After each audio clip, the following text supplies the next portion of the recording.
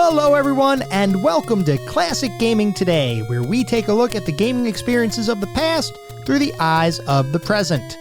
I'm your host, Tony, and today we're going to look at The Legend of Zelda, an action-adventure title developed and published by Nintendo back in 1986 for the Famicom Disk System and 1987 for the Nintendo Entertainment System. We'll be talking about that game in just a couple minutes, but first, as is customary, just a little bit of housekeeping. This is episode number 36. I am excited to be here. I hope all of you are as well. If you'd like to reach out, let me know how I'm doing, give me advice, comments, feedback, or suggestions for future episodes. I would love to hear from you, and there are a couple of ways you can reach out. I have an email address, which is classicgamingtoday@gmail.com, and I also have a Twitter account with the handle @classicgamingt. So feel free to drop me a line. I am definitely interested in hearing what you all think. For anyone who may be new, welcome. I just want to take a brief moment to talk about the anatomy of an episode because, for the most part, every single one of our episodes follows a very similar format and structure. We always start by talking about the history of the game in question, the historical context. Where does the game sit within the overall history of video games and computer games? And then we move into a pseudo-review kind of section. And I say pseudo-review because it's not like we assign star values or quantitative rankings to any of the games, but we do look at every single game from several different perspectives. We talk about the graphics. How does the game look? The sound and music. How does the game sound? Narrative and/or story, if the game has one. Playability and controls, and overall feel. What does it feel like to play the game today versus when it was released 20, 30, maybe even 40 years ago? And we do all of that in order to reach a verdict as far as how well the game holds up today. And that is done by assigning each game to one of several categories. At the very top of our list is the pantheon of classic gaming. If a game reaches the pantheon, you know it is that darn good. It is a certifiable classic. You should go out and play it. Highly recommended. These are the tops of the tops. Just beyond the pantheon are our golden oldies. These are still amazing games. I still highly recommend them. Not quite pantheon level, but still really worthwhile experiences and ones that you should experience yourself, especially if you have nostalgia for the game itself or you enjoy the genre. You are pretty much guaranteed to have a good time. Just beyond the golden oldies, we reach our mediocre mentions.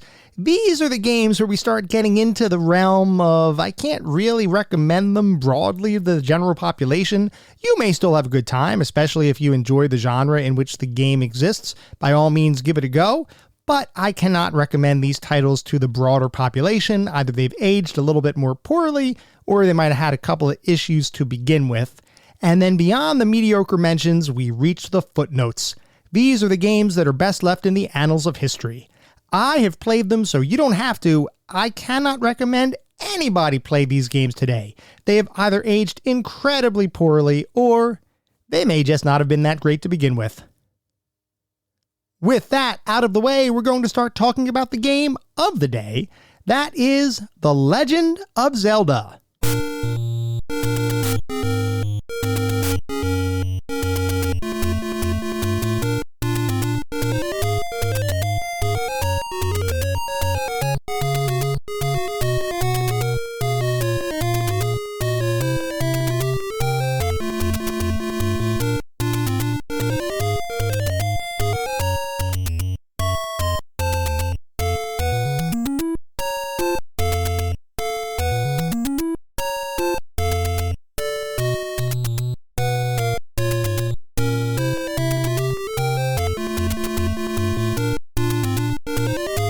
The Legend of Zelda is an action-adventure title developed and published by Nintendo back in 1986 for the Famicom Disk System and 1987 for the Nintendo Entertainment System.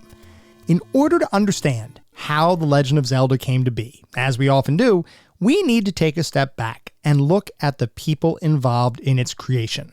For this particular title, I'm going to focus on what I consider to be the three individuals that likely had the most influence on the game, namely Shigeru Miyamoto, Takashi Tezuka, and Koji Kondo. Now, I would venture a guess and say, out of those three names, Shigeru Miyamoto is likely the most recognizable and well-known, as his games have reached legendary status, and he is, for all intents and purposes, the creative force behind most of Nintendo's biggest franchises, even today. But the fact is, nearly every Zelda and Mario title has one thing in common: the trinity of Miyamoto, Tezuka, and Kondo. And we'll talk about each of these gaming geniuses throughout this episode, but we're going to start with arguably the heaviest hitter, that being Shigeru Miyamoto. We've talked about Miyamoto in prior episodes, but just to catch everyone up, Miyamoto was hired into Nintendo back in 1977 through a chance interview with then Nintendo president Hiroshi Yamauchi. At the time, Miyamoto had recently graduated from college with the goal of becoming a manga illustrator.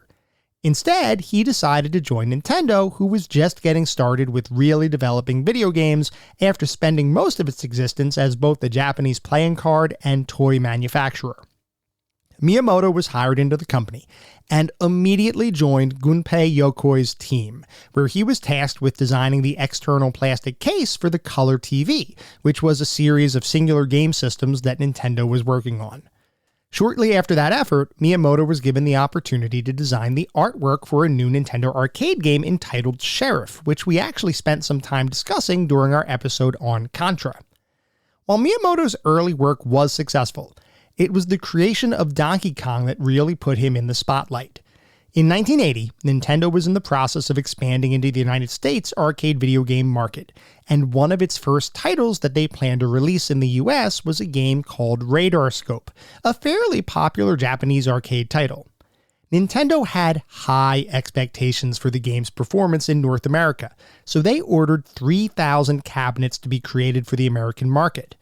Unfortunately, shipping issues caused a delay, and by the time the cabinets reached the United States, only 1,000 units ended up being sold to arcade operators. With 2/3 of the total units produced sitting in a warehouse collecting dust, Nintendo put out a call to arms across the entire company, asking for anyone who might have an idea for how to salvage their investment to come forward. Miyamoto ended up pitching an idea for an arcade cabinet conversion, changing the unused Radar Scope units into a new game focused on a mustachioed adventurer who had to save a damsel in distress from a rampaging ape. That game was, of course, Donkey Kong, and would go on to turn a potential loss of millions of dollars into a $280 million profit by 1982, which is the equivalent of $830 million if adjusted for inflation. With that success, Miyamoto became a star, and he would go on to work on a number of other arcade titles for Nintendo, as well as some of the earliest games for Nintendo's Famicom 8-bit home console, which had been released in 1983 to the Japanese gaming market before making its way to various other territories in the years that followed. As Miyamoto was establishing himself as a creative juggernaut, another man, Koji Kondo, was in the process of completing his senior year of college, and from a young age, Kondo was always interested in composing music, having begun organ lessons by the time he was 5 and eventually starting a jazz and rock cover band once he was a little older. As he moved further into his teenage years, he began attending the Osaka University of Arts, which is right around the same time as the arcade game market was beginning to become incredibly popular. Now, while Kondo didn't major in music, he did find that he loved arcade games, and specifically the kinds of sounds and music generated by arcade sound systems of the time. Space Invaders and Donkey Kong were personal favorites, and Kondo believed that video games were pretty much the only way that he could create the kind of music he was most interested in. So, he decided to teach himself how to create computer-synthesized music, first composing pieces for the piano and then converting that music into digital representations of each song. Eventually, during Kondo's senior year in 1984, Nintendo began recruiting individuals from his university for potential jobs related to both music composition and sound programming. Kondo thought he'd be a great fit for the role, since he loved both video games and music, so he applied for the job and, after a successful interview, joined the Nintendo team. Upon joining the company, Kondo worked on a variety of titles, including the arcade version of Punch-Out!, which incidentally had its art designed by Shigeru Miyamoto, and several early Famicom titles. Now, around the same time, yet another Osaka University of Arts graduate, Takashi Tezuka, was in search of a post-college job, and he too decided to join Nintendo as a game designer, starting with the company in April 1984. In what would be a serendipitous turn of events, Tezuka, Kondo, and Miyamoto would all be assigned to the same project in the summer of 1984, which was the first time the three would have an opportunity to work on the same title. That game, entitled Devil World, would be released on the Famicom in October of that year. Now, I'm going to venture a guess and say that many people probably haven't heard of Devil World, so let's talk about it very briefly. Devil World was effectively a Pac-Man clone, albeit with several unique design elements that served to iterate on the general Pac-Man formula.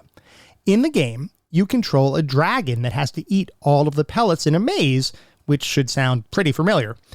Where the game differs from Pac-Man, though, is the fact that in order to actually eat the pellets in the maze, you have to pick up one of a number of crosses, which effectively serves as a power-up of sorts. While eating those pellets, a dancing devil at the top of the screen may also, at any point, cause the screen to shift left, right, up, or down, changing the playable area of any maze and throwing an additional wrinkle into the traditional Pac-Man formula. Assuming you got past the first stage, additional level types and a variety of maze designs would follow, creating an experience that was both familiar to many gamers while at the same time adding a unique flair that served to make the act of playing the game feel fresh. Devil World would end up being a significant game in history for several reasons. For one, it was Shigeru Miyamoto's first console-exclusive title. Previously, he had only worked on arcade games that would eventually be ported to the still relatively new Famicom system. This was the first game that was designed exclusively for the Famicom. Another reason this was significant is because Devil World would represent the first game that Takashi Tezuka would work on, acting as a co-designer alongside Miyamoto.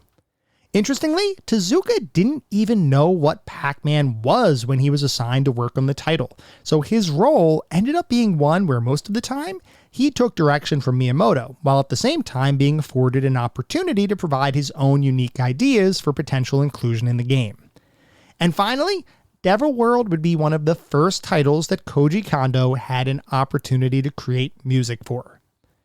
Devil World didn't receive a widespread release beyond Japan, due entirely to the fact that Nintendo of America believed the religious iconography and devil-like creature included in the game bordered on the verge of blasphemy, so this early Famicom title remained a relative obscurity for several years following its release.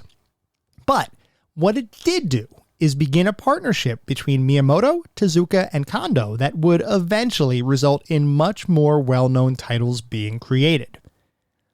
If we fast forward to 1985, Nintendo was nearing an inflection point. For the last several years, they had been working on creating games for their Famicom system, and over that period of time, the team learned a lot about what made a good game, as well as how best to use the capabilities of their 8-bit system.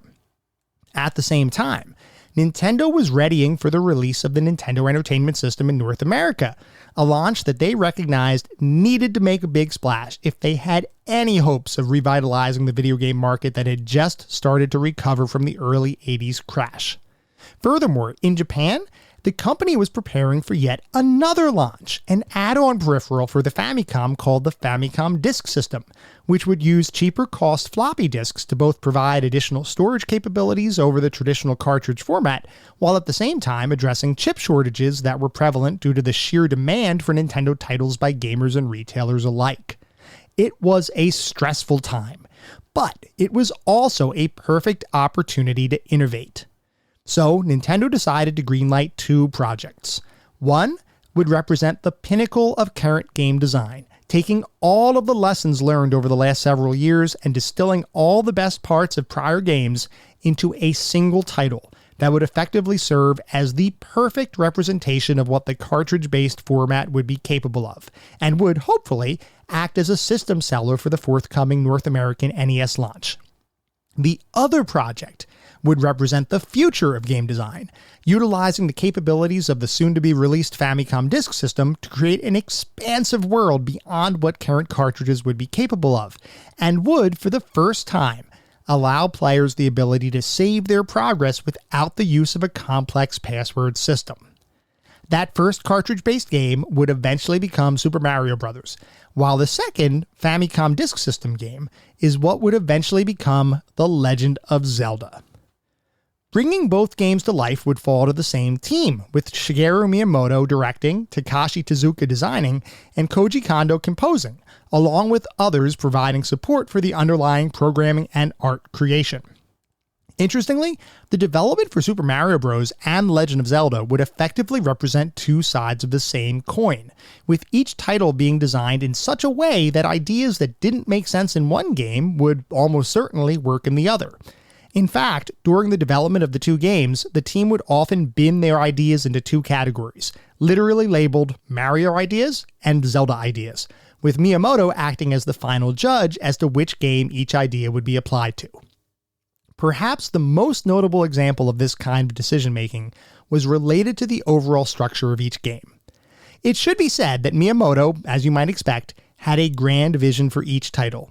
His goal with Super Mario Bros. Was to create a very linear experience, where every action that a player took was effectively sequential, and the game would even begin introducing the player to various core mechanics in an almost friendly, hand-holding kind of way. This kind of user-friendly design was almost unheard of in this era of gaming. The concept of embedding tutorials of sorts into games really only came about in the 90s. Before then, the assumption was that gamers would either need to put in the time or read the manual in order to understand how to play a game. But Super Mario Bros. Did in fact provide a tutorial, at least of sorts, in the form of the first level, and this was entirely by design. Miyamoto wanted any player who touched the game to understand how to play the game and what the mechanics for the title would be, simply by completing the first level. The thought was that if you could complete level 1, you'd have the foundational knowledge needed to tackle the remaining 31 levels of the game. Now, it's not like the team created tooltips that popped up on the screen that said press A to jump or anything like that. But that first level of the game was designed to gently introduce players to the game, and for the most part, it succeeded. For The Legend of Zelda, by contrast, Miyamoto wanted an entirely open experience. The idea of any sort of sequential progress in the game was pretty much thrown out right from the beginning, with the overall goal being an experience where the player had to think about what he or she needed to do next, rather than the game guiding you onto your next goal. There are actual stories of original playtesters in Japan having a pretty difficult time working their way through the dungeons in Zelda, with complaints of the game being too complex and not nearly straightforward enough. To that, Miyamoto basically replied, "Yeah, so?" Now, this wasn't Miyamoto being flippant. He was just looking to create a very different kind of experience. And in fact, he was banking on players sharing notes with each other in order to uncover all of the game's secrets. Nowadays, that kind of gameplay is prevalent in many Souls-likes, where there's almost no way that a single player will ever see everything the game has to offer without collaborating with others. Today, that means working together on the internet. Back in the 80s, that meant schoolyard notebook exchanges and map comparisons. Beyond that, though, even the simple act of acquiring your sword, which is pretty much the first thing most people do in the game, was an intentional decision to force players to think about the game differently. In early designs of the title, you would begin with a sword already in your inventory. Miyamoto actually decided to make the game less user-friendly by taking that sword and forcing you to speak with an old man in a nearby cave before you could get your first weapon. If someone failed to go in that cave at the very beginning of the game, well, I don't think it would have ended well. Though apparently there is a way to beat the game without picking up a sword. I just don't know why you would want to. So clearly, even though the same team was working on both titles, Mario and Zelda were intended to be two very different experiences. Now, something you might be wondering is, what was the actual inspiration behind The Legend of Zelda? I mean, we know Miyamoto is a very creative man, so it's not hard to believe that he would simply come up with the whole experience simply from his imagination. But in this case, the overall design of the game actually comes from a much more real experience that Miyamoto had in his youth. You see, when Miyamoto was a child, he loved exploring the nearby countryside, oftentimes wandering in unknown fields and forests without any sort of map or navigation guide. He would simply explore. On his various adventures, he would discover landmarks that he never knew existed in the area, like lakes, fields, woods, and even caves, which he would go into and, aided by the light from a lantern, try to see what secrets were held within. As he explored the areas near his home, he was filled with a constant sense of wonder and amazement. He never knew what he was going to find when he went out exploring, and that feeling, the sheer act of discovery, of unearthed secrets, of a true open world with limitless potential. Those experiences and feelings are what Miyamoto wanted to give to players when they played The Legend of Zelda, and that drove a number of his design decisions. Now, another interesting anecdote. Apparently, the design of the game's dungeons, where you have numerous rooms connected by various doors, hidden passageways, and invisible entrances, was all inspired by the sliding doors in his family's home. It is fascinating how childhood experiences can shape future inspiration. So while the overall inspiration for the game design came primarily from Miyamoto's childhood adventures, developing the setting and story behind the title fell to Takashi Tezuka. Tezuka, beyond being a game designer, was an avid reader, and he had a great fondness for medieval epic kinds of tales like J.R.R. Tolkien's Lord of the Rings. Tezuka sought to infuse the same kind of adventurous, lore-driven experience into The Legend of Zelda, creating a new land named Hyrule, a mysterious set of powerful artifacts known as the Triforce, a princess in need of a hero, and a number of beasts and characters that would serve as accompaniments to the overall story. The act of creating the game's iconic soundtrack would fall to Koji Kondo, who wanted to create music that conveyed the sense of adventure that Miyamoto and Tezuka wanted players to experience, with undoubtedly the most well-known track in the game, if not one of the most well-known video game themes of all time, being the overworld theme. I bet you all know that one. It goes, do, do, do, do, do, do, do, do, do, do. I'm not going to keep going, but everybody knows that. I mean, come on. It's like one of the best video game songs ever created. But interestingly, there might have been a world where that theme didn't exist. Kondo originally wanted to use a classical piece, Ravel's Bolero, as the main overworld theme for the game. And if you listen to the song, you can certainly hear the similarities between that piece and the main Zelda theme. In fact, the only reason we didn't get Bolero as the theme for Zelda was because the copyright on the music hadn't yet expired, so Kondo couldn't use the music freely. Instead, Kondo had to write his own theme over the course of a single day, and to me, it's absolutely incredible that Kondo wrote such an iconic piece of music in the span of just one day. For anyone who wants to hear that comparison, I'm going to play a brief excerpt from Bolero and transition into the Zelda theme. So here, take a listen to both of these and just listen to how similar in many respects they are.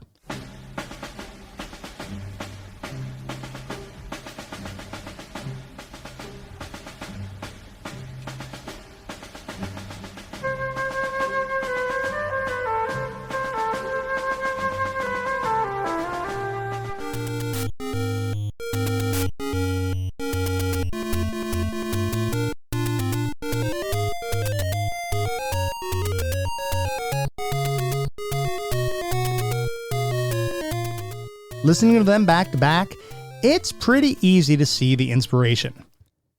As development neared completion on the title, the team would routinely meet to review current progress and determine how best to drive the project to its release date. During one of those review sessions, however, Miyamoto noticed an issue. Takashi Tezuka had made a mistake. He had been allotted a certain amount of space to use on dungeons, and it turned out that he only used half of the available space for all of the current designs. So Miyamoto had an ingenious idea. What if, rather than simply leaving that space blank, the team created even more content, but rather than integrate it into the base game, they would create what would come to be known as the second quest. In this second quest, players who beat the base game, or anyone foolish enough to name their character Zelda during character creation, would be met with an even more difficult experience, with harder and new enemy types, totally new dungeon layouts, a revised item progression system, new secrets, and an overworld where enemies and characters were relocated to, once again, drive a master level kind of challenge. Just to note, I think it is absolutely ingenious that the team came up with this second quest idea, and the fact that it exists is yet another way Zelda set itself apart from the pack. It wasn't uncommon for games around this time to have harder content available after you beat a game for the first time. There were plenty of games that got harder the more iterations you played on it. But what was absolutely unheard of was a game where your second playthrough would be dramatically different than the first. I'd even argue that the original Zelda's second quest is probably one of the better New Game Plus modes available, even including modern games, at least as far as the variety of the experience is concerned.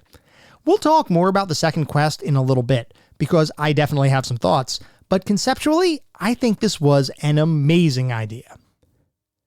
With 2 quests now part of the overall experience, The Legend of Zelda would finally release in Japan for the Famicom Disk System as a launch title in February of 1986, and would pretty much be positioned as the peripheral's killer app, the game that would sell the console add-on to the masses.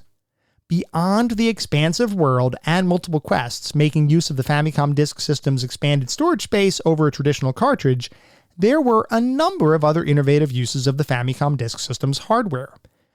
For one, the new peripheral had additional sound capabilities that, for Zelda, was used for additional sound effects, while the controller had a built-in microphone that, if you blew into it, it could easily defeat one of the more irritating enemies of the game, the rabbit-like Pull's voice. But perhaps the biggest innovation driven by the Famicom Disk System was the fact that each disc was writable, meaning a player's progress could actually be saved. This was pretty much a requirement for a game the size of The Legend of Zelda. I don't even know what a password that kept track of all of the different world state options would have looked like for the game if it didn't use a writable storage medium. But luckily, we will never need to know. And the game would, of course, come out in other territories as well, with the North American release arriving a little over a year later in 1987, in a form that would possibly be one of my favorite game package designs of all time. For those who may be unaware, most Nintendo Entertainment System games of the time came in a standard cardboard box, and their cartridge plastics were a very standard shade of gray, though there were some exceptions. The Zelda packaging, by contrast, was entirely unique. The cardboard box in which the cartridge resided had a small cutout in it, through which you could see the cartridge, which was pure solid gold, or at least pure solid gold plastic. I thought this was an amazing idea, and future Zelda releases would continue to have releases, at least for first printings, using gold cartridges. These gold cartridges are undoubtedly some of my most favorite items in my overall video game collection. They just look awesome. To better match the features of the Famicom Disk System, which only existed in Japan, the North American Zelda cartridges included, for the very first time, an embedded battery, which would allow gamers to save their progress, similar to the writable discs in use with the Famicom Disk System. The cartridge would also use a new memory controller that would enable cartridges with a larger amount of space than had previously been available, enabling a standard cartridge to fully contain the expansive world created by the development team. Upon its release in both Japan, North America, and everywhere else, the game would be met with universal critical and player acclaim, selling 1 million copies on the first day it was available. This was partly driven by the aggressive advertising campaign, which saw Nintendo spend $5 million for each and every commercial it created to market the title. That was a ridiculous budget for a commercial at the time. But beyond the marketing and advertising, critics and players alike simply felt that The Legend of Zelda was a breath of fresh air, with an invigorating musical score, an outstanding story, and gameplay that would be hailed as revolutionary.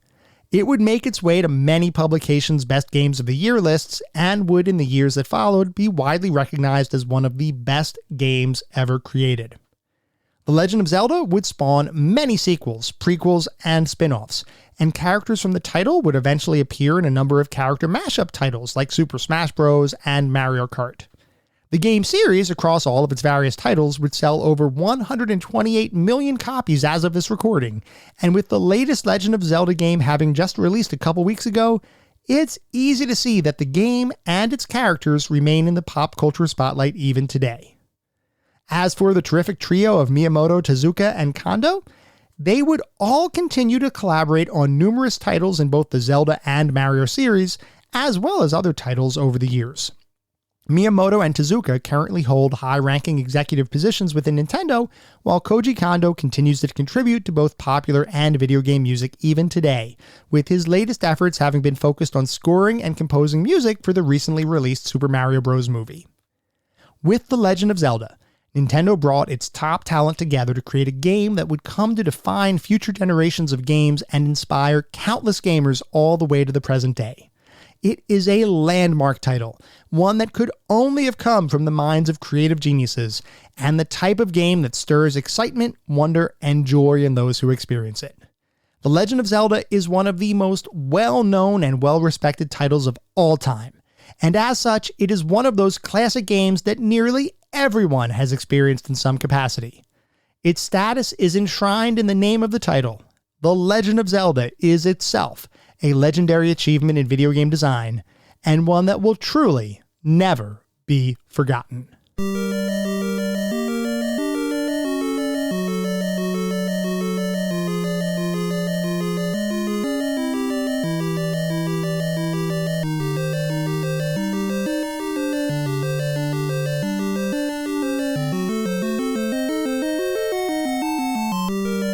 We are now going to shift to start talking about what it feels like to play the game today versus when it was released 37 years ago. So The Legend of Zelda is pretty much a combination of a bunch of different genres. It's action, it's adventure, it's puzzle, it's even a little RPG-ish. So let's talk about what The Legend of Zelda really is. So as you navigate, you basically start with literally nothing other than 3 hearts representing your life, which can be increased via finding heart containers hidden in the world, or by defeating the bosses of each dungeon.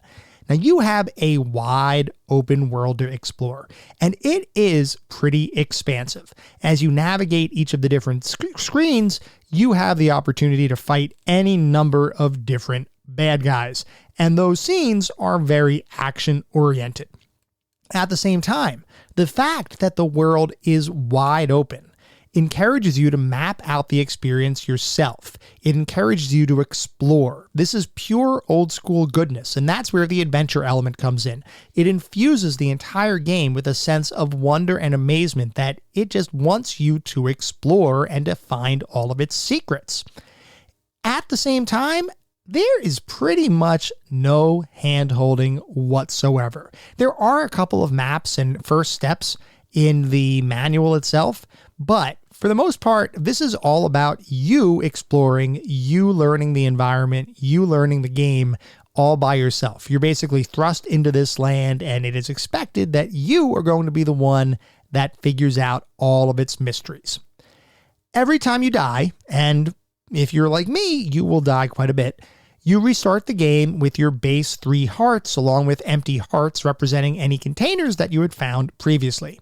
If you're in the overworld, you restart right at the beginning of the game, which means wherever you were, you have to re-find where you were. You have to make your way back to wherever you were previously. If you die in a dungeon, you restart at the beginning of the dungeon. So it's not like you have to re-find the dungeon, but you do start at the beginning of that particular level. You do have unlimited continues, which is nice, and you have the ability to save, so you do not have to beat The Legend of Zelda in one sitting. As you explore the world, you will encounter various enemies, characters with cryptic clues, merchants, and dungeons. The overworld is truly vast, with a number of different landscapes like forests, graveyards, mountains, lakesides, and beaches. It's truly a testament to the game's design that the relatively primitive 8-bit visuals can convey such variety.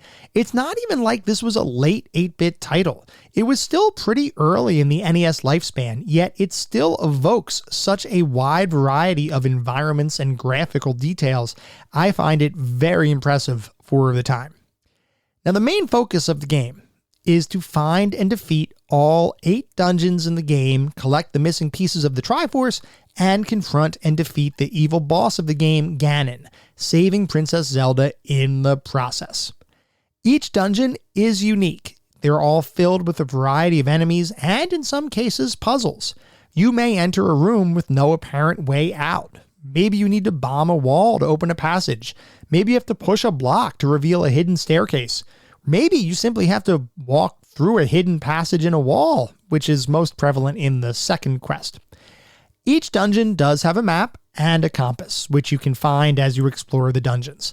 The map can help you find secrets either by seeing rooms you haven't gotten to yet or showing conspicuously blank spots in the map that most likely have something hidden in them. You also need to collect keys to open a bunch of different doors in the dungeons. Most dungeons have some special item in them that you either need for your journey or that will make your adventure a bit easier. So it really does behoove you to explore and to look out or search out each of those items in the various dungeons. And beyond those dungeons, all of which are distinct, the sheer variety of nearly every aspect of the game is what makes the experience so engrossing. So let's talk about some of those aspects. I want to talk a bit about the monsters in the game. There are a ton of enemies to fight. Most of them have different movement patterns, different attacks, different weaknesses. You have to learn what works and what doesn't. And one of the cool things in the game is that for many of the monsters, there are red and blue versions of them, which basically is a way of distinguishing difficulty. Blue enemies are typically harder, while the red enemies are usually a little bit easier when you actually have to fight them.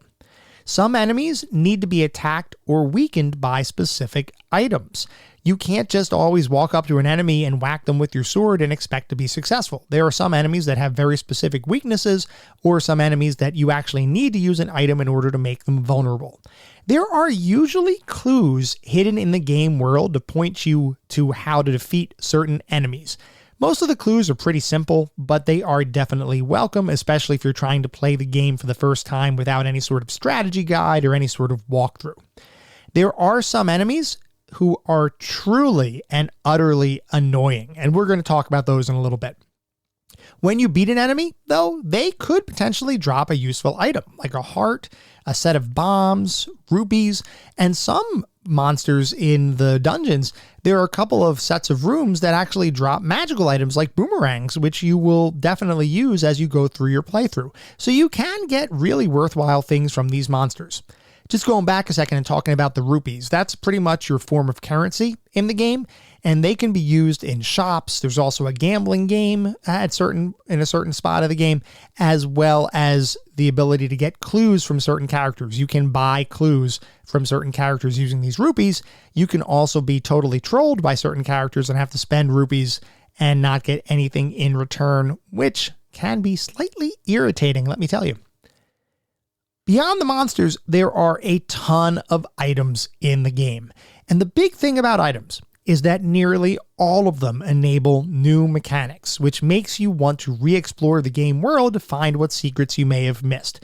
It's kinda, in a way, similar to like a Metroidvania kind of thing in that perspective, in that there are certain areas of the world which not necessarily blocked off, but there might be some secrets that are hidden that you can't actually access until you get the right item that will allow you to access those secrets. So it's pseudo Metroidvania-ish, but it's not really blocking progression so much. There are a couple of dungeons where you do need some items in order to access, but those aren't necessarily out of the way. They're just kind of along the path of the game that you would be exploring anyway. Regardless, let's talk about each of the items just very briefly. You can get a candle. You can get either a blue or a red candle. Blue candle has one use per screen. A red candle has multiple uses per screen, meaning you could just spam that candle and burn everything in sight. It can act as both a weapon against monsters, though it's not really all that powerful. But the big thing that candles can do, there's actually two things. For one, and probably one of its more common uses, is to light up rooms in dungeons. As you navigate certain dungeons, there will be dark rooms. If you use the candle, you are going to be able to light up your environment and be able to see what's going on in those rooms. The other use of the candle is burning bushes, which will then sometimes allow you to find some hidden secrets. So you do want to use them, and especially once you get the red candle, there's really no reason not to use it. It's not like you have a magic meter that you have to worry about. You can just spam that thing everywhere and just search for secrets in forests and things like that. You will also be able to acquire a bow and arrow. The default bow and arrow uses rupees as its form of currency, so to speak, meaning every time you shoot an arrow, it uses up a rupee. You will eventually get a silver arrow, which is the much more powerful version of the arrow, which is required to beat the big bad boss of the game. You'll also find a step ladder. That's one of those items that opens up new mechanics and pathways, because there might be areas where you can't really get to, or there's a small little stream or little piece of water in a dungeon where you can't really get past until you use the step ladder to step over it. So that's something that does become useful. Similarly, you get a raft, which you can use at a couple of different docks to go across a body of water to another area, whether that's a dungeon or a secret. You will get bombs. Bombs are pretty much useful throughout the entire game, and they are one of the primary ways that you will open up hidden passageways and walls within dungeons, and also open up hidden passageways and areas in the overworld as well. There are a ton of secrets in this game, by the way. Way more than what I could possibly find. There's some secrets that have heart containers. Some secrets are simply a bunch of rupees. Some secrets are really not really useful at all, but they are all over the place. And you would need a ton of bombs in order to find all of them, which unfortunately, I'm sure I did not find every single secret, but there's enough of them that you will stumble upon them as you just play the game, even if you're not using a walkthrough or a strategy guide. There's also a blue and a red ring. A blue ring will give you, I believe reduces your damage by 50%, and a red ring reduces your damage to only a quarter of what it would otherwise be. The red ring you get very late in the game in both the first quest and the second quest. The blue ring is actually purchasable, so you can get that pretty early as long as you could accumulate enough rupees, which I believe it's 250 rupees. And I'm almost positive the maximum rupee value is 255, because that's the maximum value for an 8-bit integer. So, well, yeah, 255, I guess. 256, technically, sort of, kind of. Nah, I guess it's 255 is the biggest for the 8-bit integer. Anyway, sorry, I was going off on a tangent. Regardless, you can buy the blue ring. You have to find the red ring in the final dungeon of the game. There's also a power bracelet that allows you to pick up rocks and small boulders. And once again, that's going to enable you to find some additional secrets. You will get a flute, which serves a couple of different purposes. It can either uncover hidden areas and hidden entrances to either dungeons or other spots in the game world, or if you use it just in a random spot on the screen, you can use it to summon a mini tornado that will whisk you away to another dungeon entrance. It feels random. I think it's random, and I also don't think that every single dungeon is able to be accessed via the flute. So it's kind of limited use from that perspective, but it is kind of cool to use anyway. And it's also since this is the first Legend of Zelda game, for those who may not know, music becomes a big part of every single Zelda title. You have games like the Ocarina of Time, which music plays a absolutely pivotal role and critical role in the game. And a lot of times in the Zelda games, there are supplemental musical instruments that play a part in the overall experience. So with this being the first game, that DNA was built into the game even from its very first title. As you play the game, you will also get a number of sword upgrades. Those are semi-gated behind the number of heart containers that you have. You can't get every single sword upgrade until you get a certain number of heart upgrades or empty heart containers. So that basically shows that you are attaining mastery of the game, so to speak, or at least that's the way the lore is presented in the game world itself. You can also purchase a magical shield, which can be stolen from you, requiring you to purchase it again if you encounter one of those annoying enemies that we're going to be talking about in just a couple minutes. So you can, though, buy a magic shield that allows you to deflect magical blasts or magical beams that come at you, which become very useful in certain dungeons. Rounding out the list, you also get a red and a blue boomerang. Red boomerang is kind of the default. If you throw it, it comes back at you. It can stun enemies. Blue boomerang is able to be thrown much farther. And then finally, there is a magic wand, which allows you to shoot out your own magical beams at enemies. So you can see there are a ton of different items in this game, and almost all of them enable some certain mechanics that would have otherwise been not feasible or not capable within the game. So the design just really lends itself to being a totally open experience with a lot of different mechanics at play. Even for such an early 8-bit title, it has a lot of complexity here.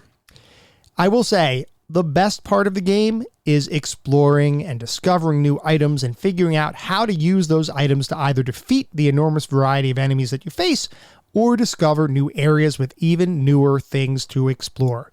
The sense of exploration, I cannot stress enough how amazing it feels. The whole game just feels awesome.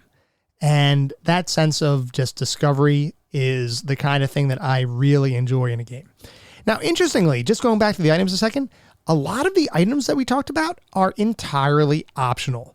You don't need a lot of those items to beat the game, but they will make your life easier. The open-endedness of the gameplay experience, given this was a title from 1986, is just astonishing.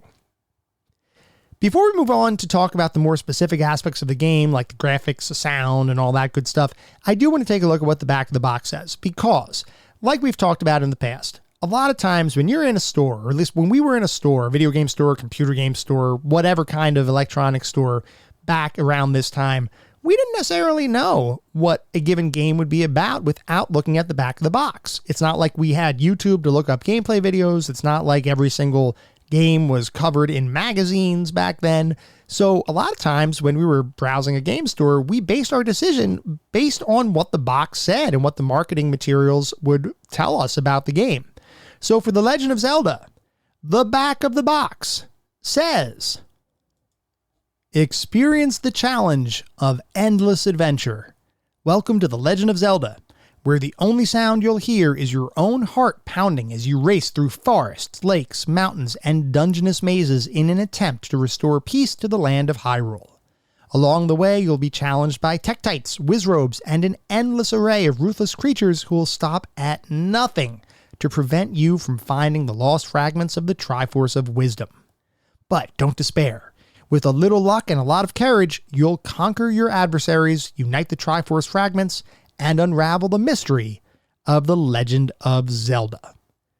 And then it says, "The Legend of Zelda is the most challenging video game we've ever created. To help you keep up with the action, Zelda comes action-packed with maps of Hyrule. You can use them to find your way through the overworld, leading you to the lost fragments of the Triforce, and extended playing power. Zelda is programmed to remember everything you find on your journey, so you never have to start your search empty-handed." And then there are a couple of screenshots, and of course the box itself is gold, and inside the box is that lovely gold cartridge, which I absolutely adore. So if I saw that box on the shelf, I would have gotten it. And in fact, when I saw that box on the shelf, I did get it because it looked and sounded awesome. Anyway, we're now going to start talking about the more specific aspects of the game. We're going to start by talking about the graphics.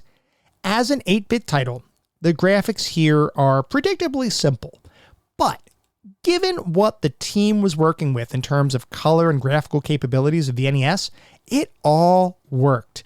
I don't think there's a single thing I would change about the way the game looks, given the era it was released in.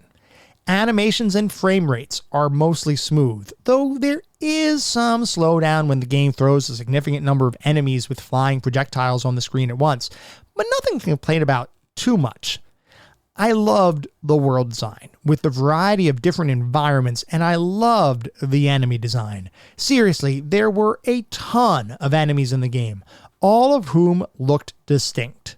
Now sure, there was some recoloring of enemies to represent easier or harder versions of the different monsters, but this wasn't something done to pad out content. It was just an extra added mechanic to make the game even more interesting to play. Overall, other than some of the frame rate issues, I don't really have much to complain about here, though if I do put my modern gaming goggles on, sure, the game looks old. But there are plenty of titles that try to capture the same exact aesthetic today, many of which are entirely unsuccessful. You're not going to get a ton of graphical fidelity here, but everything in the game is pleasant to look at. Moving on to the sound and music, nearly every aspect of the audio in this game is outstanding. The music is truly legendary, with Koji Kondo's various themes becoming a staple in all Zelda titles that would follow, and even being recognizable outside of pure gaming culture. If I had to levy a complaint about the music, it's that I wish there was more of it. The overworld is literally only one song, though it is an awesome song. Each dungeon, aside from the final one, is all one song, though it too is awesome, and the other songs in the game are only used in very specific circumstances, like the title screen, ending credits, and the last dungeon in the game. Every single song in any given instance plays on infinite repeat, which I will admit can get a little old occasionally. But that's mostly restricted to dungeons where you might find yourself spending a significant amount of time trying to figure out where to go.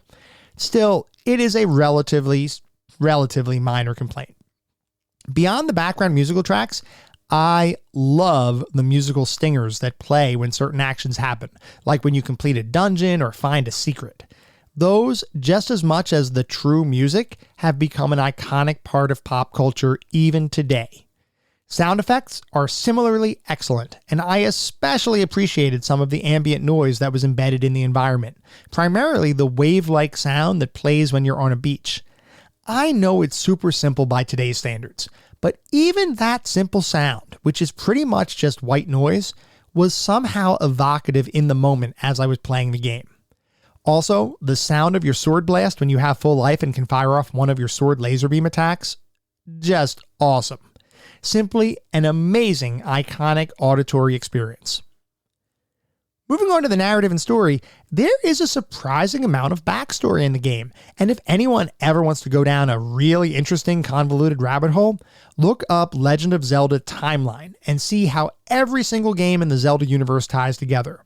Back when we just had the first Legend of Zelda, though, things were a bit simpler, and this is what the overall story is.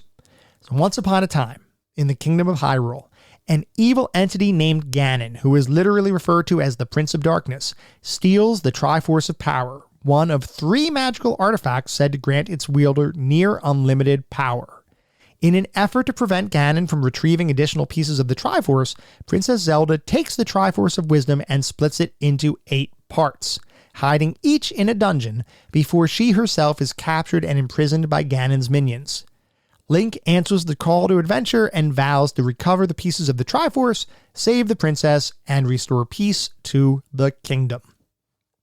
I loved the backstory of the game, and I especially love how these humble beginnings spawned such a lore-rich game world. I'm one of those people that love the hidden lore, so to speak, behind each game. The obvious story beats are great and interesting, but it's the stuff hidden below the surface that really intrigues me. With Zelda, you have not only a really strong backstory for your purpose in the game world, but also a bunch of stuff that's only hinted at. Like, who created the Triforce? Why is Ganon evil? Where did he come from?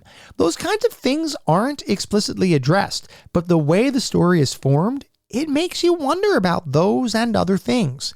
It's an expertly curated way of telling you what you need to know, but still leave you wanting more. And I loved it. Moving on to the playability and controls, the control scheme for the game is relatively straightforward. You move around the game world with your D-pad, navigating from screen to screen, each of which is pretty much self-contained. There isn't any smooth scrolling in this title. And at any given point, you can either use your sword or any number of items that you pick up during your adventure. To change what item you need to use, you have to bring up your status screen, select the item, and then return to the game world, which I know some people have argued is a bit cumbersome, but I really never had an issue myself. It was always pretty quick to navigate. With such a simple control scheme, it's surprising that the game can be as complex as it is, but that's driven primarily by the mechanics and variety of different enemy encounters, item use cases, and general design of the world. For the most part, the controls feel fine, though I will admit that occasionally I had a hard time positioning myself in a way where I could both avoid getting hit by an enemy while at the same time still being able to attack. That might sound a little confusing, so let me explain. I believe, though I do not have 100% proof of this, that the game's overall movement is based on a sort of grid-based navigation. You can kind of see elements of this in the graphical tiles in dungeons and how enemies move from tile to tile when they walk around. That being said, movement is in fact smooth. It's not like when you press in a direction, you move a whole tile's worth of space. But even with that smooth incremental movement, it feels like some aspects of the game, like hit detection, are still based on the tile versus your exact placement in the world. This can cause some issues with you taking damage and can also make it difficult to judge the distance for hitting certain enemies. That being said, this is a pretty minor complaint, and it's entirely possible that this is simply something I'm feeling versus an actual design mechanic in the game. I did notice it enough to call it out, but it didn't really detract from my enjoyment of the game. It is a bit different than more modern control schemes though, so just keep that in mind. Overall, the game remains infinitely playable and controls well even today. But I do want to talk a bit about some aspects of the game. These are a little bit of a mixed bag for me. So first, let's talk about some of the monsters and encounters. For the most part, all of the monsters and enemies in the game are designed incredibly well, with interesting attack patterns and weaknesses that once you learn them are relatively easy to deal with while still being somewhat random and challenging. I do have to call attention to a couple of monsters though that I absolutely despise. I'm going to start by talking about the Wizrobes. These guys will ruin your day. They can come in either orange or blue varieties. The orange Wizrobes pretty much just spawn in a spot, they fire off some of their magic beams, then they disappear, and then they respawn somewhere else in the room. They're relatively simple to take care of. The blue Wizrobes move around and fire their magic beams at you, and they change directions kind of randomly, and kind of just makes your life a little miserable.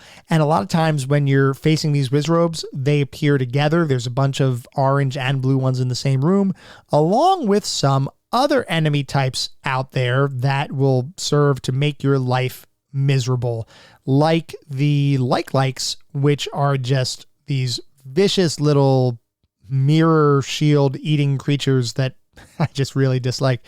Anyway, talking more about the Wizrobes for now. When they shoot out their magic beam, they can be deflected. You can deflect them with your magic shield, which, like we talked about, you can buy at various vendors in the game world. The thing is that they're often paired with likes. These likes they almost look like a little moving chest that go around the dungeon world. They're absolutely awful because they're not difficult. It's not like they're hard to deal with or they have a ton of HP, or it's just they're not that bad. But if a like grabs you, it can eat your magic shield. It's kind of random. It doesn't always eat your magic shield, but it happened a bunch of times to me, and I don't know exactly what the formula is as far as whether it eats your shield or not. If it does eat your shield, that means that you have no way to deflect the Wizrobe's magical beams, and those magical beams really, really hurt. So you might say, well, just avoid the likes, deflect the magic beams, and you'll be good. And yeah, that makes kind of sense. But the Wizrobes, because they're porting all over the room, and because you're trying to avoid their blasts, you're trying to avoid where they spawn, you're trying to avoid the blue ones that are just walking randomly towards you and trying to bash you with their magic, and you're trying to avoid these likes, I can guarantee you at some point you're going to walk into a like, it's going to grab onto you, it's going to destroy your magic shield, and then things become infinitely more difficult. And the fact is that if you're in a dungeon, and you need to go out and get your magic shield, as soon as you leave the dungeon, that resets your dungeon progress, which means when you're in the dungeon, anytime there's certain rooms where you can clear out and it remains clear, and that keeps certain areas unlocked so that when you have to progress through it again, like if you die and you have to start from the beginning of the dungeon, you don't necessarily have to clear every single room. If you leave the dungeon, however, it will reset that progress, which means if you had beaten a few really difficult rooms and then you lost your magic shield and you can't progress without your magic shield because of all the magical beams or fireballs that are being blasted at you, you have to leave the dungeon anyway, and you got to redo the whole thing over, which opens yourself up to once again losing your shield as you move back through the dungeon. So Wizrobes, pretty awful by themselves. Pairing them with likes, even more awful. I really don't like these guys. Now let's talk about Darknuts. Darknuts are these knight-like creatures where they move around in the game world, primarily in dungeons, and they come in two varieties as well. They come in orange and blue. The orange guys are a little bit easier to deal with. The blue ones, much less so, because the blue ones have a ton of hit points. And the blue ones are really tricky to deal with until you get some upgraded weaponry, until your sword gets upgraded. Because the way it works, you cannot attack a Dark Nut from the front. It will deflect your attack. You cannot do any damage. You have to hit a Dark Nut from either the side or behind. The issue is that Dark Nuts are constantly moving. And most of the time when you're fighting a Dark Nut, you're going to be in a room with a ton of other Dark Nuts. So in order to get the attack in, you're dodging all these other enemies left and right. You're trying to hit these things from the side or from behind. You will almost definitely get hammered by one. And then if you get hammered by one, you may get hammered by others. And then that once again just leads to a bad time overall. Dark Nuts are not what I would consider difficult per se, but they are irritating and they do take some time to deal with, especially until you get your upgraded sword. Now, there is one other enemy that we have to discuss, but to do so, we have to talk about another aspect of the game, and it is one I do want to spend a little bit of time on. So perhaps now is the time to really dig into The Legend of Zelda's second quest. So let's talk about the second quest. It is effectively a new Game Plus mode. It's totally remixed game content. When you beat the game, it basically says, hey, your quest isn't done. You now have a new quest to do. And when you go back to your saved game to start up the save file, you now see that the Link icon's a little bit different. He's kind of having his sword up in the air. That means that you are now about to start the second quest. Totally remixed. Brand new dungeon layouts, more difficult enemy encounters, and most importantly, you face more difficult enemies sooner in the game, which means you're not quite as equipped for them as what you would have been in the normal first quest. All of the items that you're expecting to find have moved around. The secrets have moved around. Nothing is where you expect it. Nothing is where you remember it from the first playthrough. This also includes the same irritating enemies that we just talked about. And most of the time, they're thrown at you in even worse combinations or in even worse kinds of mechanics and the ways they're trying to use it. So it makes it really not all that great. And then, to top it all off, they add a new enemy to the game. They add the red bubble. Let me tell you about the red bubble and why this thing is absolutely the bane of my existence. When you're playing in the second quest and when you're going through the dungeons, there are certain rooms and certain dungeons where there are these red bubble things. They don't do any damage. So you might think, okay, cool, that's great. The thing is, when a red bubble hits you, it removes your ability to use your sword.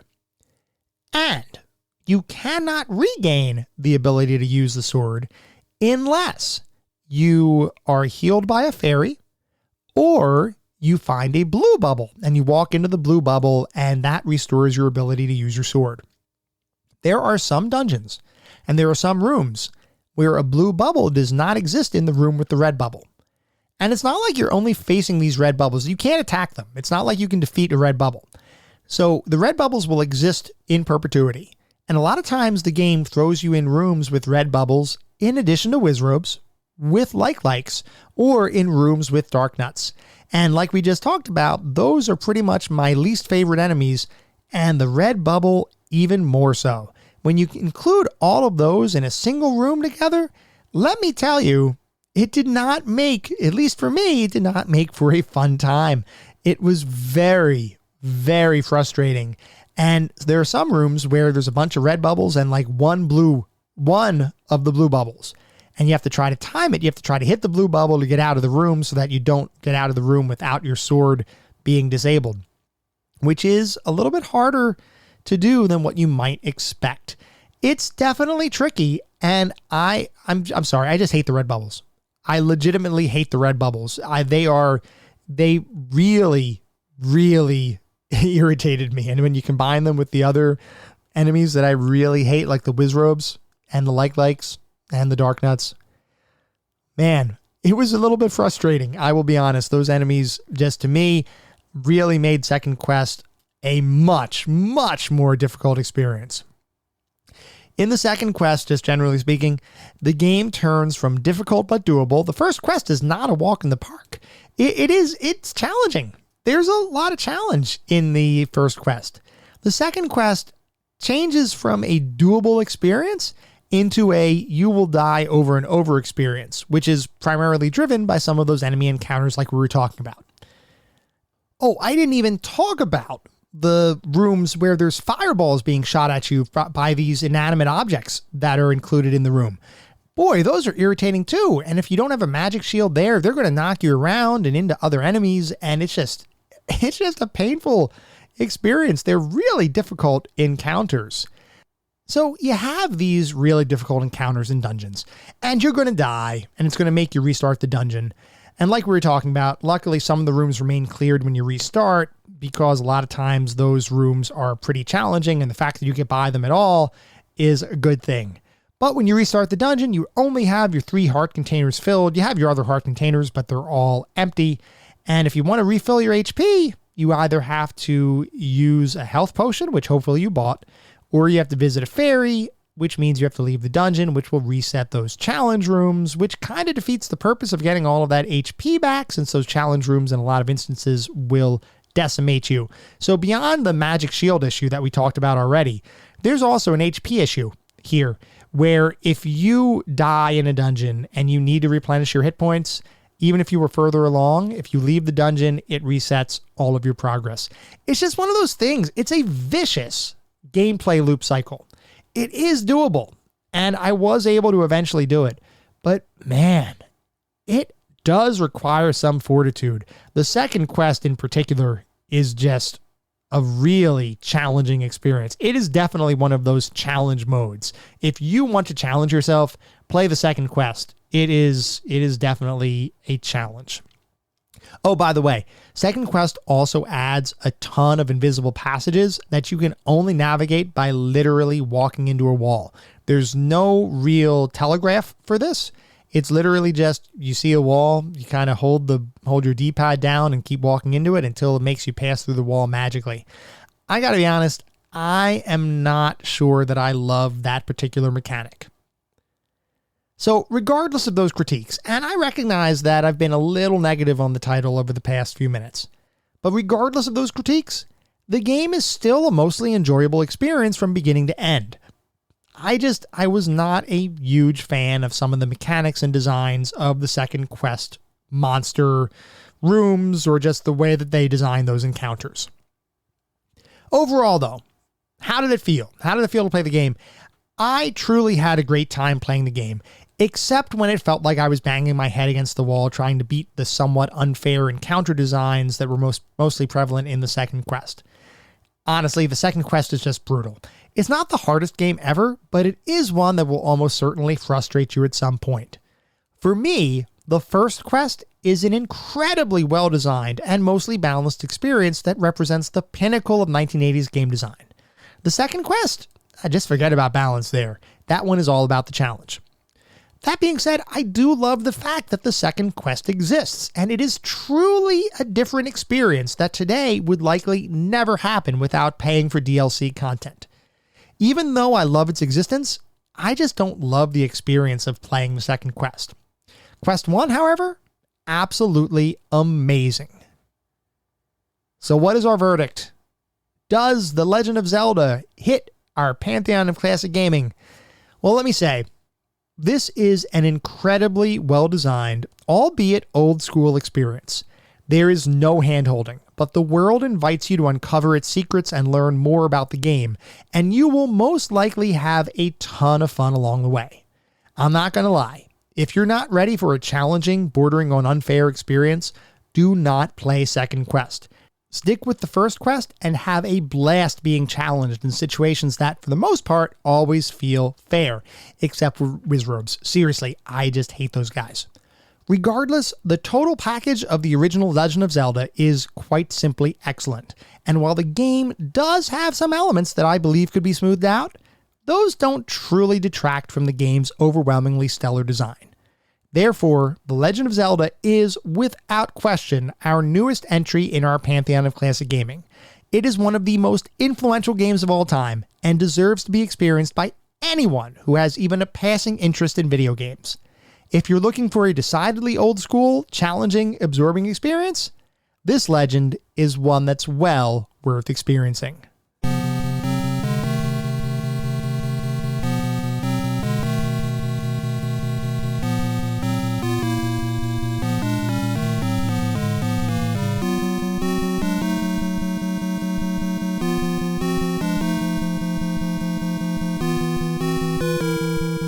That was our episode on The Legend of Zelda. I hope you all enjoyed listening to it as much as I enjoyed creating it.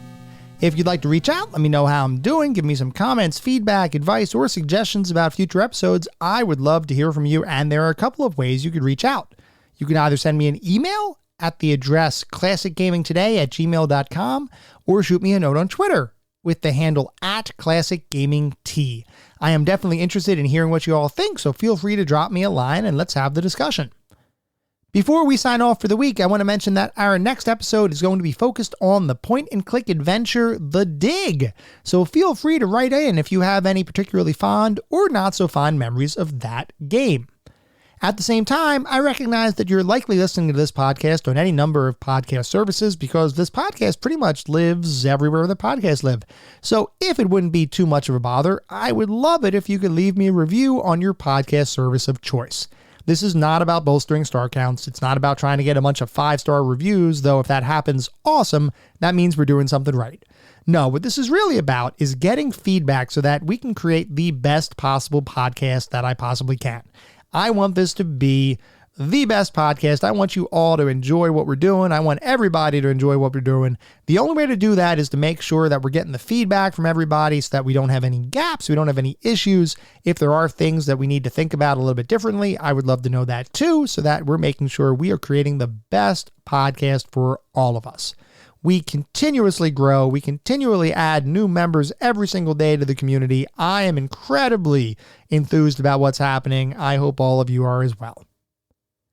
We'll be back in around a week with our next episode focused on the LucasArts adventure game, The Dig. Until then, remember, sometimes the games of the past are just as good, if not better, than the games of today. Goodbye, everyone.